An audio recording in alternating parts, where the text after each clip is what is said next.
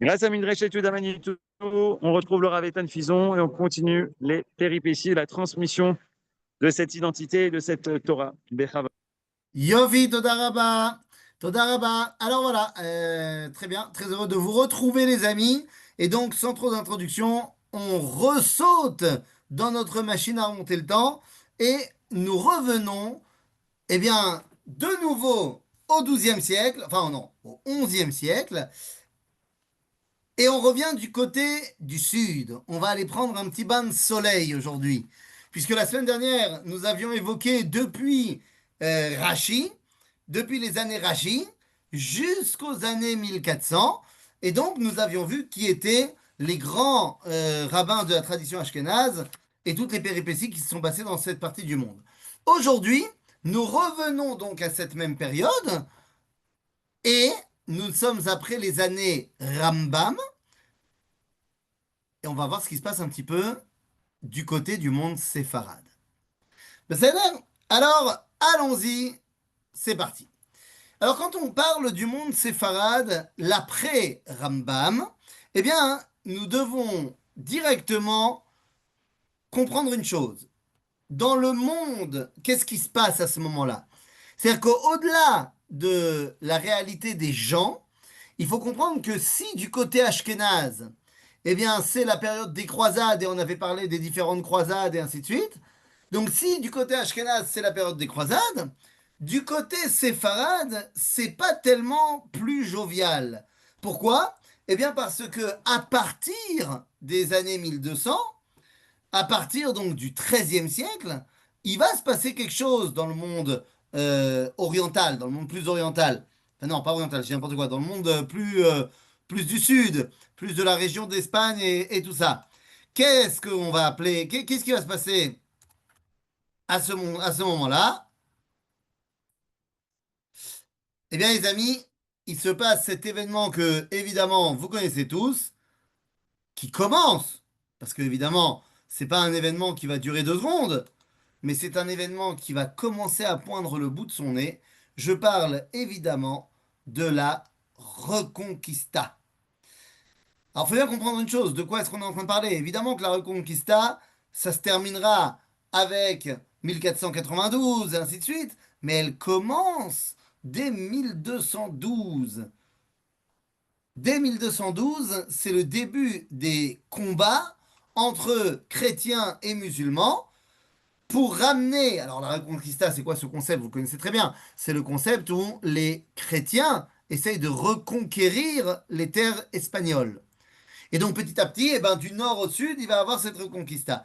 Maintenant, vous comprenez bien que toute cette région-là va être impactée, y compris les rabbins.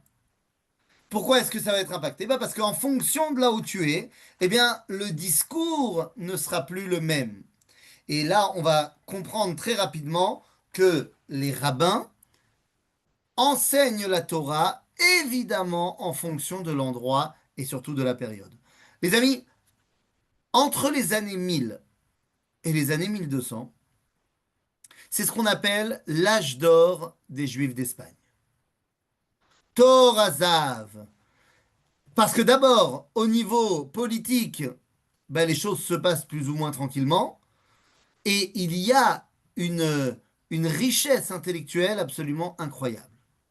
Et quand on parle des rabbins de cette époque-là, quand on parle de Rabbi Chizda ibn Shaprut, qui est considéré comme étant l'un des tout premiers Rishon Séfarad, quand on parle de Shmuel Hanagid, qu'on a déjà évoqué évidemment, quand on parle de Rabbi Shlomo ibn Gabirol, eh bien on parle de gens qui véritablement sont la continuité du Talmud dans le sens où ils sont euh, autodidactes dans tous les domaines en plus de la Torah.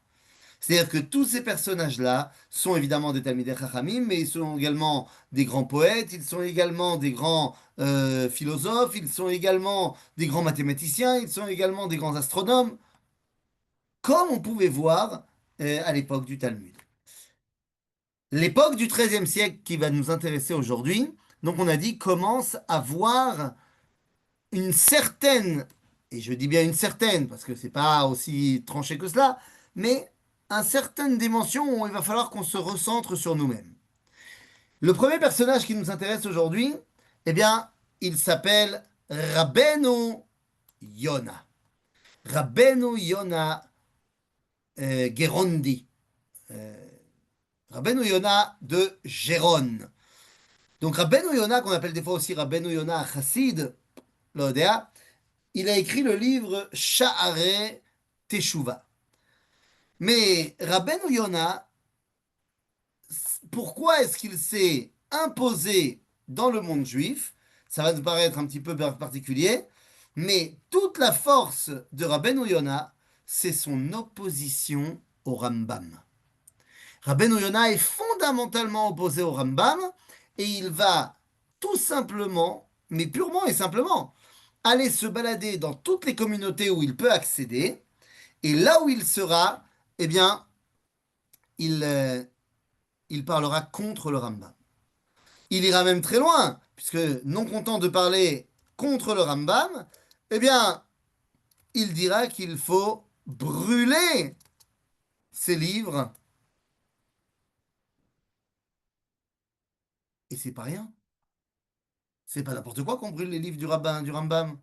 Et oui, Rabbeinu Yona, il va complètement aller contre cette chita du Rambam. Pour lui, l'influence philosophique du Rambam est complètement psoula, complètement interdite. Et donc, il ira de communauté en communauté pour parler contre le Rambam. Maintenant, le problème, c'est quoi? C'est que d'abord, on a le droit de ne pas être d'accord avec le Rambam, mais bon, il faut déjà se lever de bonne heure.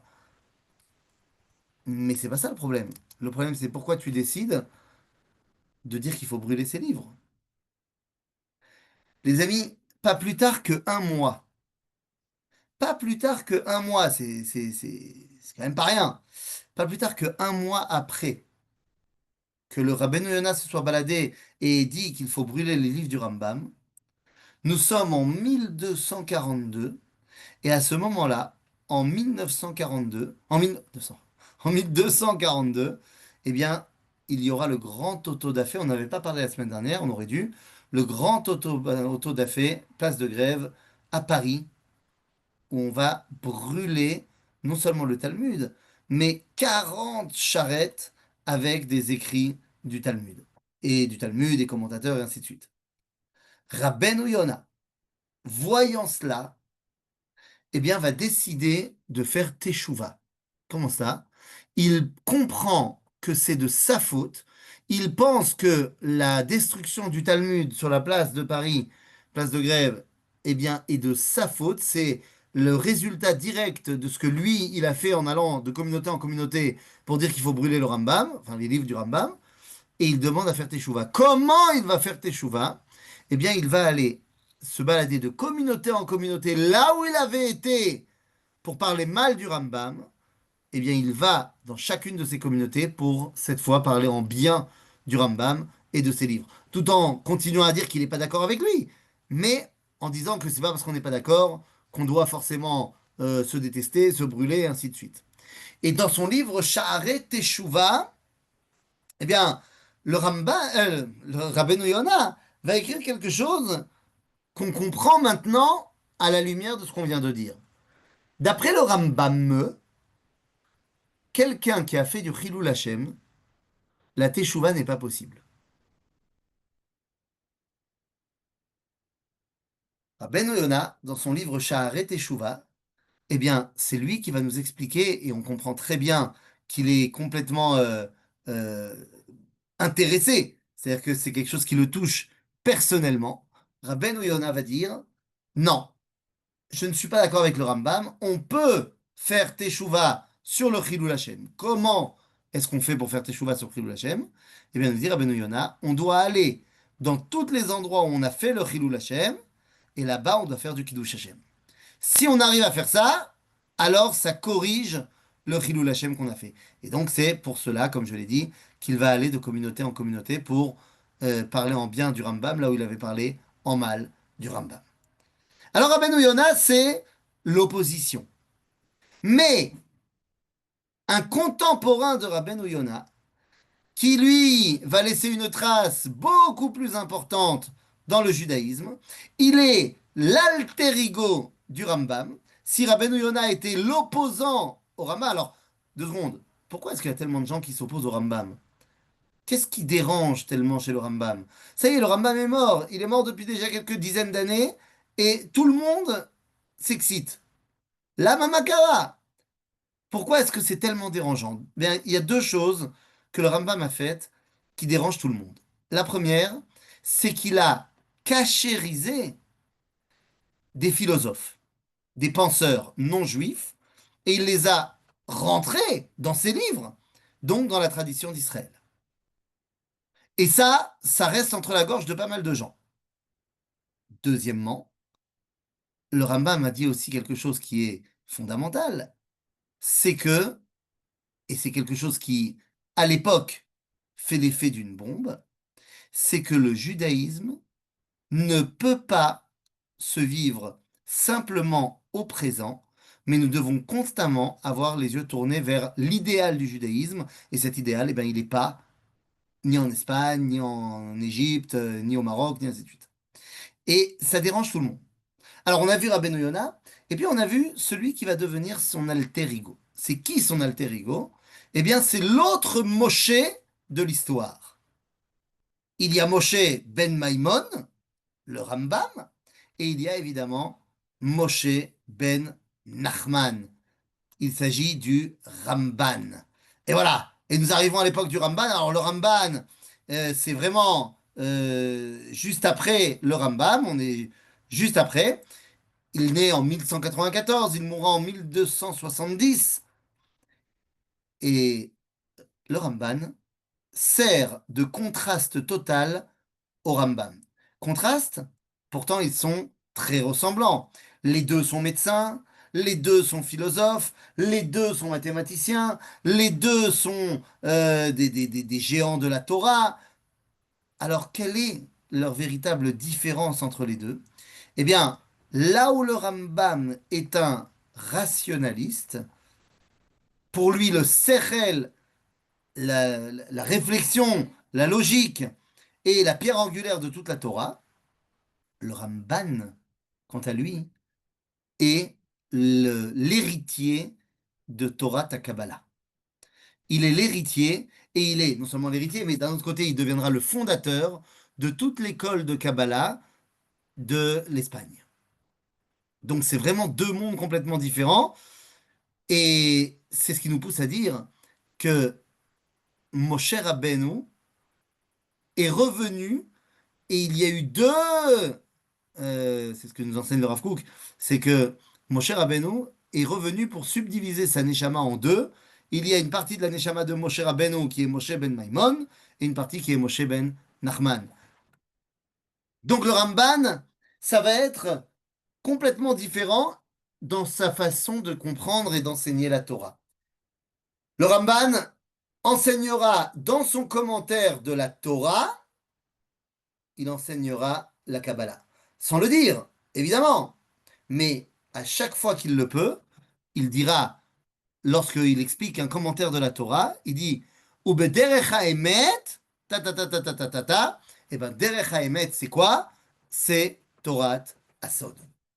Ça l'air? Donc ça, c'est le Ramban Rabbi Moshe ben Nachman. Alors, pourquoi est-ce qu'il est évidemment très connu et qu'est-ce qui va chambouler le monde entier avec le Ramban? Eh bien, vous le savez, c'est l'histoire que je vous raconte maintenant, vous la connaissez tous. Le Ramban vit, il vit où? Il vit à Barcelone. Et à Barcelone, la Reconquista, elle a déjà commencé. Et donc, l'Inquisition a également commencé. L'Inquisition, elle vient faire 2 choses. Il y a d'abord les conversions forcées pour les Juifs, et il y a ceux qui se sont convertis, qu'on doit vérifier qu'ils se comportent bien comme des chrétiens. Quoi de mieux pour convertir tout le monde que de faire des grands débats publics dans lesquels on fait s'affronter un rabbin et un prêtre, qui en général est un juif converti, et on va faire perdre le rabbin, et comme ça tout le monde dans l'assistance verra que La chrétienté, c'est ça le Hémet, et yallah, on y va. Lorsqu'arrive à Barcelone le moment du Pulmus, le moment du débat, eh bien, la communauté juive demande au Ramban de les représenter. Ça tombe bien parce que le est en bon terme avec le roi Louis Aragon. Et le problème, c'est quoi? C'est que il lui dit, j'accepte de participer, mais à une condition, c'est que je puisse parler librement. Tu me promets, toi en tant que roi, que je puisse parler librement. Il lui dit, il n'y a pas de problème. Tu peux dire ce que tu veux. Et le débat commence. Et le débat commence, il faut comprendre que c'est pas un événement anodin. C'est pas anodin puisque le débat qui devait durer une journée va durer 3 jours. Et le débat qui devait être plié va l'être, mais dans le mauvais sens. Puisque le Ramban est tellement bon dans ce qu'il dit que non seulement les juifs ne se convertissent pas au christianisme, mais bon nombre de chrétiens fraîchement convertis veulent revenir à leur judaïsme, et il y a même des chrétiens de souche qui s'intéressent au judaïsme. Ça arrive jusqu'aux oreilles du pape, qui va faire lui-même interdire le débat contre le Ramban, et qui va secrètement mettre une mise à prix sur la tête, une prime sur la tête du Rambam. Si bien que dans la nuit qui suit le débat, le roi vient voir le Ramban et lui dit, même moi, je suis plus en mesure de te protéger, prends cet argent et pars. Et le Ramban est obligé de fuir sa famille, enfin, il n'a pas le temps de réunir sa famille, tout ça, et il doit partir en Eretz Israël. Le Ramban qui part maintenant en Eretz Israël, ça fait l'effet d'une bombe. Et lorsque le Ramban arrive en Eretz Israël, eh bien, commence une nouvelle vie. Pourquoi? Parce que le Ramban va découvrir là-bas en Eretz Israël quelque chose qu'il connaissait évidemment, mais qu'il ne vivait pas profondément, et ça va le frapper de plein fouet. De quoi je parle? Dans son commentaire de la Torah, le Ramban a utilisé tous les outils à sa disposition pour étudier la Torah et la comprendre. L'un de ces outils, c'est sa tête. Et il y a un moment donné où il arrive, dans le livre de Bereshit, à la mort de Rachel Imenu et de son enterrement. Eh bien, à ce moment-là, le Ramban va expliquer, d'après son étude, il comprend que la tombe de Rachel est à un certain endroit. Lorsqu'il arrive en Israël, il demande à des Juifs de l'amener sur la tombe de Rachel. Et les Juifs ne l'emmènent pas du tout là où le Ramban pense que la tombe de Rachel se trouve, mais ils l'amènent sur ce que nous on appelle Kever Rachel. Et là, le Ramban écrit, dans ce qu'on appelle Kitve Ramban, il écrit, d'après la Svara, d'après mon étude de la Torah, d'après ma compréhension, Rachel elle est enterrée un peu plus dans le nord. Ce qui est d'ailleurs assez logique, parce que Rachel elle a donné naissance à Binyamin et à Yosef, donc on peut trouver ça logique qu'elle soit enterrée dans la tribu de Binyamin ou de Yosef. Alors qu'elle est à Bethléem Yehuda, c'est compliqué. Mais nous dit le Ramban, dans la mesure où Am Israël, la tradition juive, dit qu'elle est enterrée à Bethléem, même si ça ne correspond pas à ma svara, à mon étude, eh bien c'est la tradition juive qui gagne, parce qu'il n'y a rien de plus puissant que la tradition d'Israël. Et ça, c'est un enseignement fondamental. Quand, je digresse, d'accord? Mais si un jour, vous avez des enfants, des petits-enfants, des arrière-petits-enfants, qui sont devenus très religieux, qui ont étudié dans les yeshivot et tout, machin, et qui reviennent vous voir Shabbat pour les fêtes, machin, et ils vous disent, Mamie, ce que tu fais là, c'est assourd. Il y a marqué dans le livre 1, 2, 3, 4, 5 qu'il ne faut pas faire comme ça. Et toi, tu lui dis, mais enfin, mon chéri, sache qu'on fait ça depuis des centaines d'années. Et on a fait ça devant tous les rabbins du Maroc, et ils n'ont jamais rien dit. Alors comment toi, avec tes 2 ans d'études de Torah, tu viens avec un livre écrit par un rabbin aucun rapport, tu viens remettre en cause des centaines d'années de tradition juive? Donc n'oubliez pas qu'il n'y a rien de plus puissant que la tradition d'Israël. Et ça, c'est un enseignement fondamental du Ramban. Alors le Ramban arrive en Eretz Israël et il veut mettre en place, si déjà je suis là, le retour. Le retour où ça? À Jérusalem. Il arrive à Jérusalem et le problème, c'est qu'il cherche, il cherche, il cherche et il ne trouve pas. Il n'y a pas de juifs. Il en a trouvé deux. Il n'y a que deux juifs à Jérusalem. Et qu'est-ce qu'ils font comme métier? Ils travaillent les peaux. Comment on dit, tanneurs. Il a dit, mais je comprends pas, vous avez pas Minyan et tout? Il dit, mais ça va pas ou quoi? Des fois, de temps en temps, pour Yom Kippour, on fait venir de l'extérieur avec un Sefer Torah. Mais il n'y a pas Minyan. Et pourtant, le Ramban va quand même acheter, avec l'argent qu'il avait reçu en Espagne, il va acheter un terrain pour y construire une synagogue. Mais il n'y a pas de juifs. C'est pas grave. Un jour viendra, les juifs reviendront. Et il y aura une synagogue ici. Et c'est la fameuse Bet Knesset à Ramban qu'on peut trouver encore aujourd'hui dans la vieille ville de Jérusalem, dans le quartier juif. Bon, qui a été retapé évidemment, mais c'est la synagogue du Ramban. Alors le Ramban, il y a aussi quelque chose de très important qu'il a mis en place, c'est la, euh, euh, la décision halachique sans équivoque qu'il y a une mitzvah d'habiter en terre d'Israël et de venir conquérir la terre d'Israël. Là où le Rambam ne l'avait pas dit explicitement, le Ramban, lui, vient dire clairement qu'il y a une mitzvah d'habiter en terre d'Israël, qui est une mitzvah pendant toutes les générations, et une mitzvah de conquérir la terre d'Israël. Le Ramban également dira qu'il y a une mitzvah clairement officielle de faire teshuva. Deux mitzvot que le Rambam n'avait pas compté. Parce que pour le Rambam, les choses qui sont une évidence, j'ai pas besoin de dire que c'est une mitzvah. Si quelqu'un a fait une faute, évidemment qu'il va faire teshuva. Et si quelqu'un n'habite pas en Israël, évidemment qu'il va venir habiter en Israël. Le Ramban, lui, est beaucoup plus pragmatique. Et il dit, moi, si je ne dis pas clairement les choses, je connais les Juifs et ils ne le feront pas. Donc le Ramban va être celui qui va mettre en avant cet idéal de la mitzvah d'habiter en Eretz Israël. Le Ramban est donc enterré, d'après la tradition juive, puisqu'on a parlé de tradition juive, la tradition juive nous a dit qu'il était enterré juste à l'extérieur de la Meharat Marpella, de la grotte de Marpella à Hebron. Donc le Ramban, c'est un véritable raz-de-marée dans le monde juif. Le Ramban, on continue notre aventure, puisque le Ramban a un élève.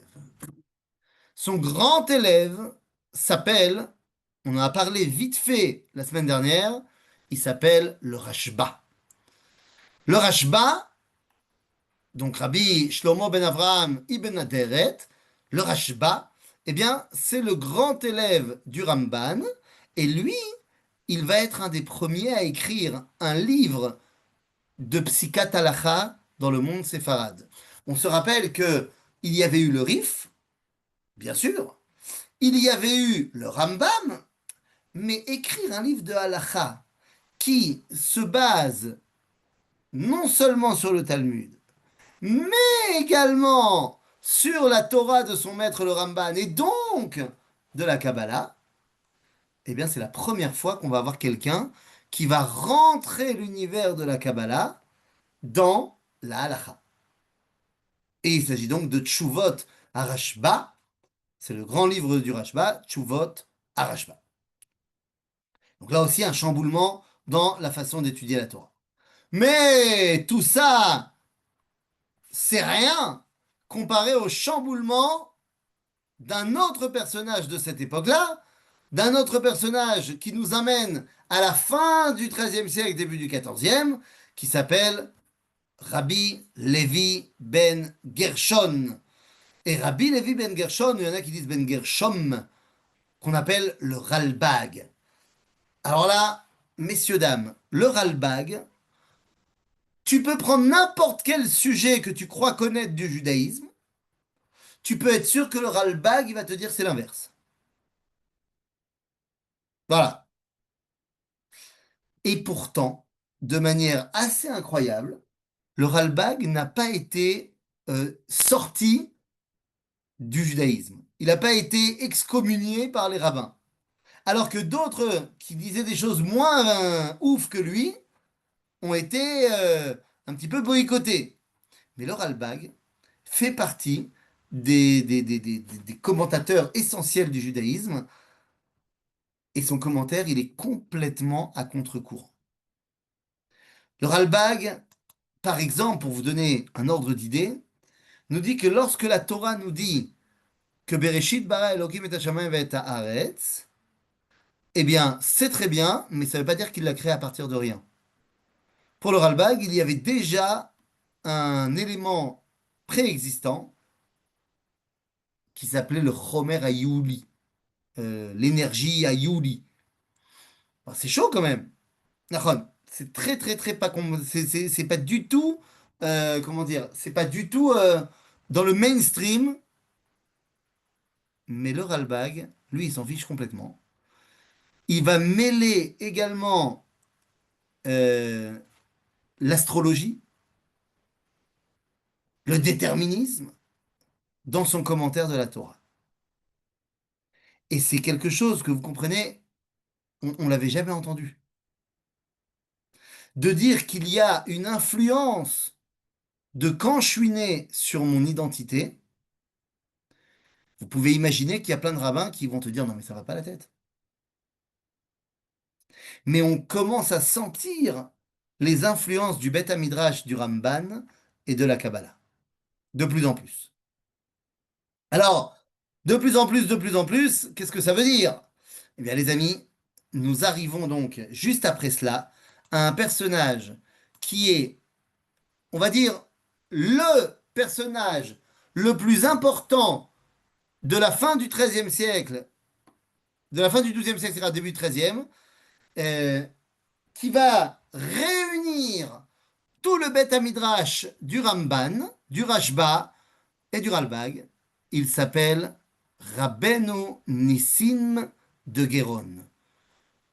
Plus connu dans le langage des étudiants de Yeshivot, le Ran. Eh bien, le Ran va réunir dans son commentaire du Talmud tout le Beth Midrash du monde séfarade. En gros, vous avez d'un côté, dans le monde ashkénaze, le Rosh, qui est celui qui réunit toute la réflexion toranique du monde ashkénaze, eh bien, son homologue séfarade s'appelle le Ran, Rabbeinu Nissim de Géron. C'est-à-dire, là aussi, un commentaire du Talmud extraordinaire de Metikut. Yesh Metikut Betorat Haran, d'abord c'est très bien écrit, c'est didactique et c'est sympa. Mais là où le Ran va surprendre tout le monde, c'est lorsqu'il va expliquer, du moins tenter d'expliquer, et de mettre d'accord quand il le peut, son maître, c'est-à-dire le maître de son Beth Midrash, savoir le Ramban, et le Rambam. Vous savez, le Rambam et le Ramban ne sont pas d'accord très souvent, très souvent, très souvent. Mais il y a un endroit, un seul, où le Ramban dira Assour le'amin bedivre Rambam beze. Il est interdit de croire les paroles du Rambam. De quoi parlons-nous, les amis? Parce que c'est pas rien de dire Assour le'amin bedivre Rambam. Vous vous rappelez que Abraham a reçu la visite des trois anges? Ouais, juste après sa Brit Mila, Kadosh Baruch Hu se révèle à Abraham par l'intermédiaire des trois anges qui viennent d'un côté le guérir, de l'autre côté lui annoncer la destruction de Sodome, et d'un troisième côté lui annoncer la naissance de Yitzhak. Le Rambam nous dit la chose suivante. Si toi et moi, on avait été présents avec une caméra au moment de l'histoire d'Abraham et des anges, et qu'on avait filmé, qu'est-ce qu'on aurait dans notre téléphone, on aurait un film où on voit un vieil homme qui dort. Parce que pour le Rambam, quand il y a marqué là-bas Vayera elav Hashem, Dieu s'est dévoilé à lui, c'est Bemar'e Anevoa. C'est une prophétie que Abraham reçoit. Il ne s'est rien passé dans les faits. C'est une grande névoie, toute l'histoire des trois anges, tout ça que Abraham leur fait à manger. Ça se passe dans la névoie que Abraham reçoit à ce moment-là. Et il nous dit, Mazé Vayera elav Hashem, comment ça se concrétise que Dieu s'est révélé à Abraham par trois identités qu'on appellera Michael, Gabriel et Raphaël. Mais ça, c'est la vie du Rambam.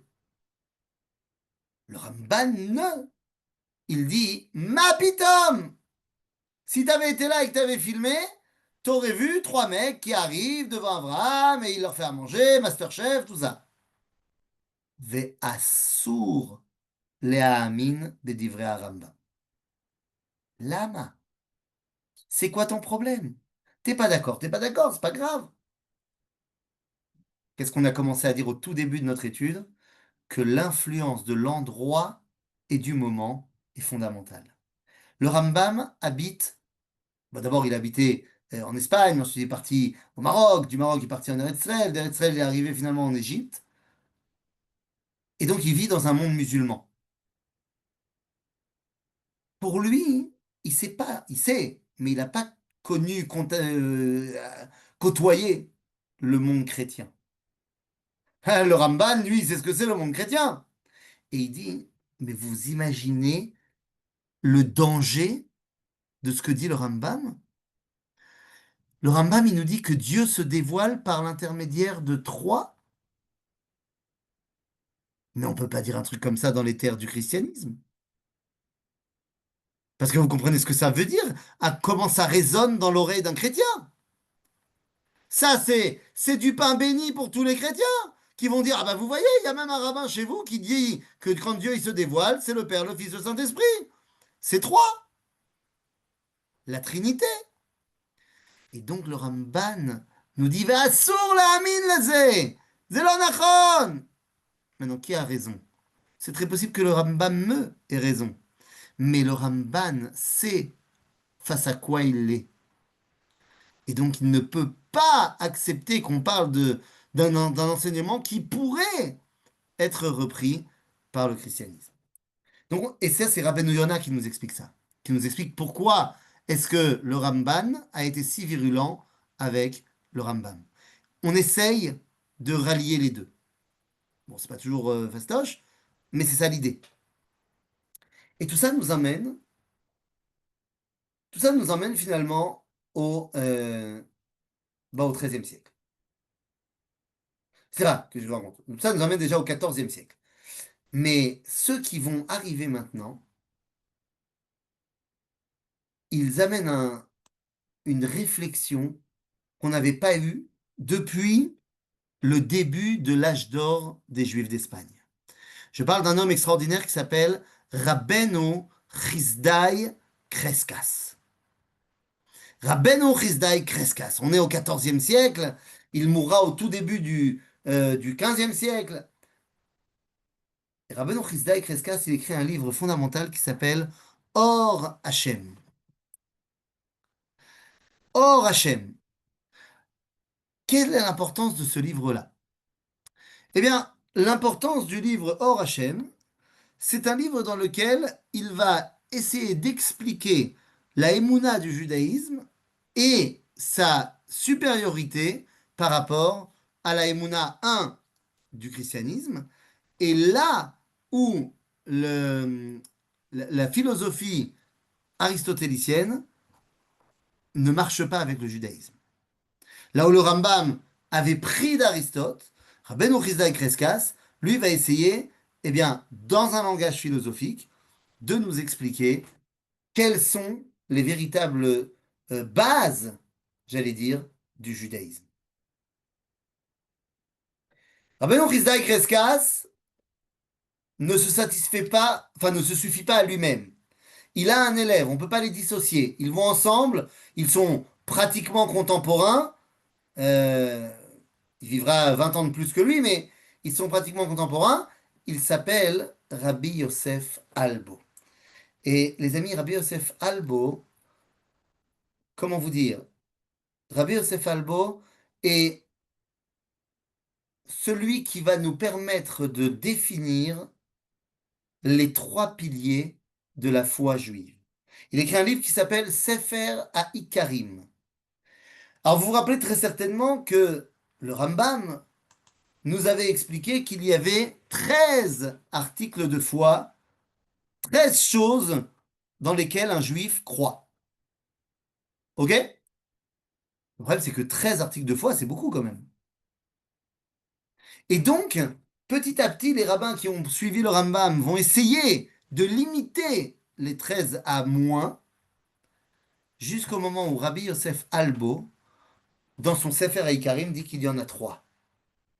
Il n'y a que trois grands points qui sont les bases du judaïsme. Premier, Metziut Hashem. C'est- C'est-à-dire le fait que de l'existence du divin. Deuxième pilier, Sachar va Onesh. Cause, conséquence. Le monde n'est pas abandonné. Le monde, eh bien, il est régi par une réalité de action-réaction. Et enfin, le troisième pilier, Torah Minashamay.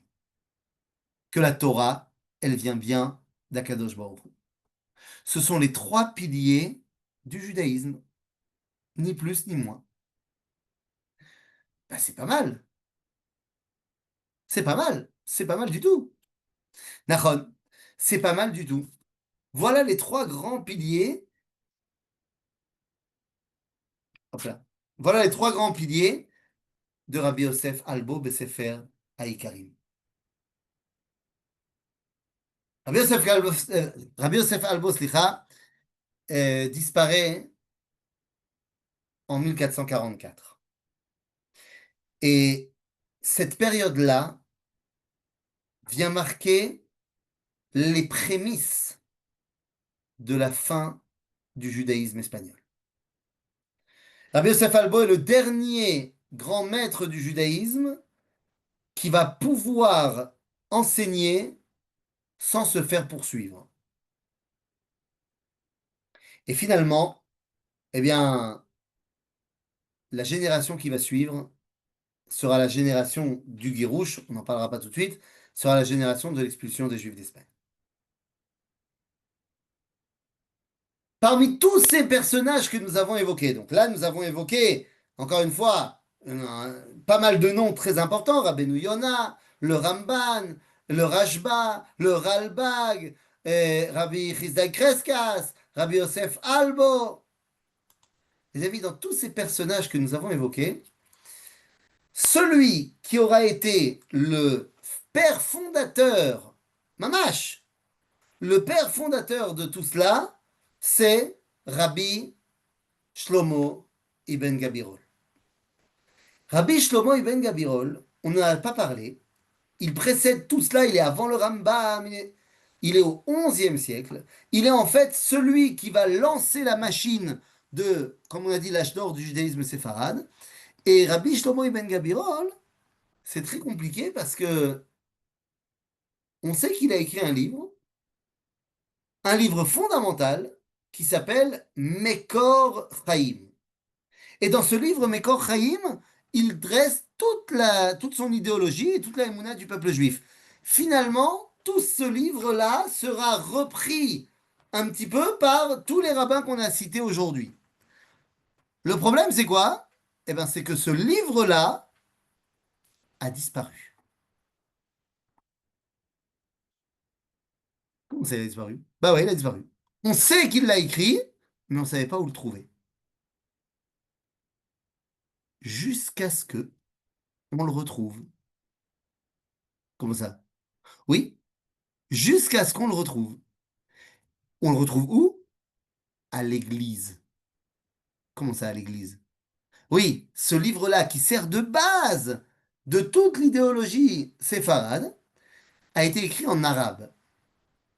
Et il a été retrouvé par les chrétiens qui pensaient que c'était un livre de réflexion arabe, qu'ils l'ont traduit de l'arabe en latin.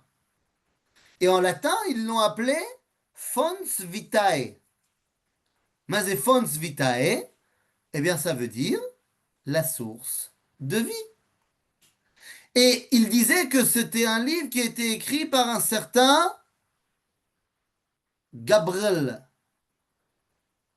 jusqu'à ce que nous, les Juifs, et après beaucoup de recherches, on a compris que Fons Vitae, c'était en fait véritablement le livre Mekor Chaim, écrit par Rabbi Shlomo Ibn Gabirol, qui est celui qui a retrouvé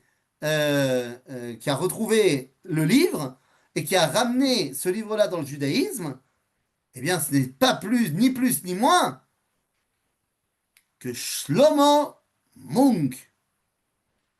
Oui, messieurs, dames, Shlomo Munk en France. C'est lui qui a fait ce travail incroyable de finalement retrouver les origines de ce livre-là et qui a pu le ramener au sein du peuple d'Israël. Et donc le livre Mekor Chaim de Rabbeinu Shlomo Ibn Gabirol sert de point de départ à tous les rabbins qu'on a évoqués aujourd'hui. Et ceci nous amène maintenant donc au milieu du XVe siècle, et on est plus ou moins à jour et chez les Ashkenazim et chez les Sfaradim. Et à partir du XVe siècle, le monde juif change complètement sous l'impulsion de deux choses. L'une, l'expulsion des Juifs d'Espagne, et deux, l'idéologie que maintenant il est temps non plus de produire des nouveautés dans le judaïsme, mais de commencer à récupérer tout ce qui a été dit pour mettre en place les bases d'un renouveau tourné vers Eretz Israël. Mais tout ça, c'est une autre histoire que nous commencerons à évoquer la prochaine fois. Chazak ou Balzac. Et voilà, s'il y a des questions, à vous de jouer.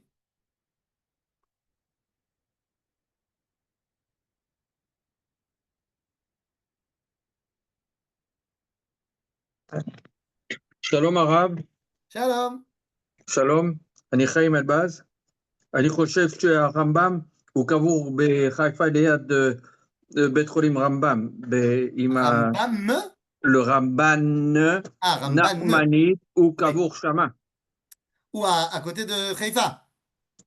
Oui, c'est ça. À côté du beit חולים רמב"ם, il y a une grotte en bas et ils sont entrés avec les Tosafot de Paris, là-bas. Eh bien, j'ai dit, la Massorette, elle dit que les chercheurs disent que. C'est-à-dire que la tradition des élèves du Ramban veulent le voir à Hebron, mais il y a d'autres avis, comme celui que vous avez évoqué, effectivement. L'Oyodéa, on n'a pas été faire des tests ni dans cette grotte-là, ni dans l'autre, donc on ne sait pas Oui, mais en cherchant bien, on a trouvé que c'était là-bas et vraiment c'est là-bas. comment on a trouvé. Eh ben, on a réfléchi, puis on a Ah, regardé, puis on a étudié, et puis on a fait tous les Kivret Tzadikim qui en Israël et en Routz Laaretz. Et donc on sait un petit peu. ben, je ne sais pas, parce que cette réflexion-là ne va pas de Bekané Echad avec toute la tradition des élèves du Ramban. Donc, encore une fois, c'est le même débat. Est-ce que la Svara, elle gagne, ou est-ce que la Massorette, elle gagne? Eh C'est une ben, vraie il y a question. des fois la tradition, elle a dit aussi c'était à Haïfa. Vous êtes Haïfaï, de base? Hein? Vous habitez à Haïfa? J'entends pas, qu'est-ce que Vous habitez à ne Haïfa? habite pas à Haïfa? Baruch Ah, Shelo. non. Non, je sais pas, Non, non. peut-être que vous étiez là pour Je prendre suis la le fils du défense de Rav Chaim Haïfa. Désiré Elbez. Je suis le fils du Rav Chaim Désiré Elbez. Voilà. Il a fait meurtre. OK? Ben, Donc, écoutez, je vais pas m'opposer à la tradition, Barminan, mais aussi on a entendu parler du Rav Aboulafia. Ah, ah bah, attendez, on n'a pas parlé de tous les rabbinim. Ah ben d'accord. Ouais, bon. Non, Et pas le temps. comment il s'appelle? J'ai oublié. Sha'arei Ora. Vous en avez parlé là? Ah, Sha'arei Ora, Rabbeinu Yosef Jikatilia. Alors, on n'a pas parlé pour une raison. Et là, la raison, vous me permettez de l'évoquer, c'est que on va faire après, une fois qu'on sera Enlève la arrivé, une Enlève fois la qu'on photo sera de lui. arrivé vers pratiquement notre époque, eh bien, on repartira en arrière cette fois pour ne parler que des rabbanim qui se sont concentrés exclusivement que sur la Kabbalah. Et là, on reviendra pour parler, à ce moment-là, évidemment, Rabbeinu Yosef Jekatilia, on en parlera à ce moment-là. Et n'oubliez pas aussi de parler du Rav Aboulafia. Je vous écoute, hein, ne vous inquiétez pas, c'est ma femme qui écoute. Faites-moi une C'est ma liste. femme qui écoute, c'est ma femme qui écoute en principe. Faites-moi une liste de tous les rabbins que vous voulez qu'on évoque et qu'on n'a pas Non, pu non, non, évoquer. non, non, on aime bien écouter ce que vous dites, on apprend beaucoup de choses. Non, non, mais s'il y a des rabbins, encore une fois, là j'ai évoqué 6 rabbins, mais il y en avait évidemment beaucoup plus. Eh Donc, bien, Baruch Hashem. et on est obligé de faire des choix. Donc très Eh bien. ben non, Je note, je note le Rav je Aboulafia. suis pas en train de vous reprocher, Dieu Mais pas du préserve. tout, mais au Mais pas contraire. du tout, je suis en train de dire, si on veut étudier vraiment la Kabbalah, alors, Sha'arei Ora, si on veut rentrer dedans, et Mais il c'est faut évident. rentrer dedans, Mais c'est évident. Non, mais là, dans ce cours-là, on n'est pas en train de faire un cours de Kabbalah. On est en train de faire un cours d'histoire. il Mais faut motiver les gens à aller étudier. tout à fait. Voilà, vous avez entendu? Oui, oui, Oui, Allez étudier un oui, peu. oui, on étudie. oui, il faut Voilà, étudier. C'est ça qui voilà. va nous sauver aujourd'hui. Pas autre chose. Amen. Amen, Et amen. l'armée avec. Regarde. Et la tombe, elle est où à Hebron? Où? Juste en face Ah, du juste à Me'arat côté. HaMarpela. Juste Ah, à en côté, à face? la Ouais, 7e enfin, marche. c'est À la assez. 7e Voilà, à marche. côté de la 7e marche, exactement. Ah, du côté des marches, d'accord. Voilà. Il n'y a pas d'inscription. C'est écrit Si, là-bas si, sur la il y a tombe une du stèle comme Rambam? ça. Il y a une inscription? Il y a une stèle, il y a une stèle. C'est juste à côté de là où on allume les bougies. Ah, d'accord. Ah, ok. Manienne, j'ai jamais vu. Bon, écoutez, je suis obligé de vous abandonner, je suis au Tafayomi. Eh Bye ben, bye, Be'atzlacha Hatzlacha Rabba. Rabba. Qu'est-ce que je veux faire? C'est la vie. Chazak Ubaruch. Top, Shkoyer. parfait. Alors, est-ce Sarabam. qu'il y a une autre question, ou une autre remarque, ou une autre demande? Notre rave. Non? Non. C'est en promo aujourd'hui. Attendez. Tov? Bon, ben Chazak Ubaruch alors. Sarabam. תודה רבה. Top. Chazak Ubaruch, Kol Tov. Voilà. תודה רבה. תודה רבה.